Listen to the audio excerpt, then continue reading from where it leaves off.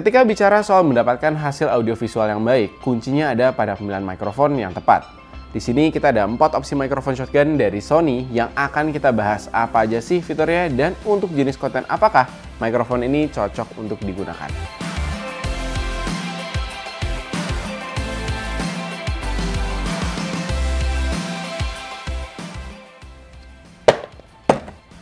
Yang pertama adalah ECM G1. Ini adalah mikrofon shotgun yang paling kecil dan paling simpel untuk digunakan. Desain ultra compact dan berat yang hanya 34 gram bikin mikrofon ini lebih low profile dan ringan untuk digunakan. Bakal lebih natural rasanya untuk kalian yang sebelumnya jarang pakai mikrofon yang dipasang di atas kamera.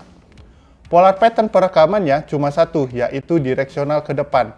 Untuk perekaman suara manusia yang jernih di berbagai kondisi dibandingkan mikrofon bawaan kamera. Kalian juga bakal dapat windscreen untuk mengurangi efek dari suara angin. Mic ini juga udah ada shock mount walaupun bodinya kecil, untuk mengurangi suara getaran ketika kita mengoperasikan kameranya. Untuk pengaturan volumenya sudah langsung otomatis dari mikrofonnya. Yang berikutnya adalah mikrofon yang lebih banyak fiturnya, yaitu ECM B1M dan ECM B10. Mikrofon ini cara pakainya simple banget. Tinggal dipasang di hot shoe kamera Sony kalian, lock, dan udah deh, tidak perlu di-charge atau dinyalain lagi. Udah otomatis jadi bagian dari kamera kalian. Berbeda dengan ECM G1 yang hanya full auto, di mikrofon ini kalian juga punya opsi untuk mengontrol volumenya secara manual. Pickup pattern pada kedua mic ini ada 3, super directional, unidirectional, dan juga omnidirectional. Pada mode super directional, mikrofon ini hanya akan merekam sumber suara yang dari depan kamera, bukan yang samping ataupun juga bukan yang belakang. Untuk subjek yang lebih selektif, ini cocok banget untuk penggunaan vlogging atau kondisi yang hanya ada satu subjek seperti interview. Pada mode unidirectional, mikrofon ini akan merekam sumber suara yang dari depan, kiri, dan juga kanan, cocok untuk perekaman dokumentasi yang subjeknya lebih banyak lagi. Tapi, kita mau perekaman suara yang lebih terarah dan sesuai dengan framing kamera. Yang terakhir adalah mode omnidirectional. Di mode ini, mikrofonnya akan merekam suara dari semua sisi. Nah, biasanya ini sering banget dipakai untuk merekam ambien suara lingkungan, untuk keperluan editing nanti. Sangat berguna juga kalau kalian mau merekam suara dari depan dan belakang secara bersamaan. Di sini juga ada fitur noise cancelling dan juga low cut filter. Untuk noise cancelling, mikrofon ini akan berusaha untuk memisahkan sumber suara yang jauh dari sumber suara yang dekat, supaya hasilnya lebih jelas dan juga terfokus.